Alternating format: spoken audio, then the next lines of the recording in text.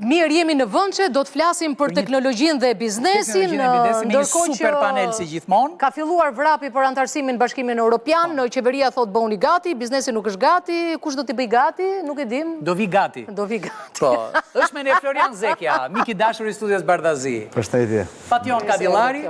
Dhe Flori përfaqëson një industri shumë të vështirë që është industria e fasonëve. Po, Anduil Çekrezi që është një njësh në çështjet e energjisë. Po. Ndetje. Dhe miku i dashur i studios Bardhazi, Endri Tafani, që i ka qef këto diskutimet me integrime, se e di që sa më shumë flasi për ta që shumë largohemi nga gjë. Po. Tani, kryeministri thot nuk i ke pa antarësuar Shqipërinë në Bashkimin Evropian. Biznesi nuk është gati për t'u antarësuar, ekspertët nuk kanë britur, ndërkohë antarësimi... As lekët. Jo, po lekët kanë mbritur se lekët erdhën njerë me AZBR-n, por u zhdukën, apo jo? Erdhën të tjera. Nëse ne do antarësohemi nesër mund tjetë mbas 2 vjetësh, ose mbas 3 vjetësh, 2030? Si është biznesi?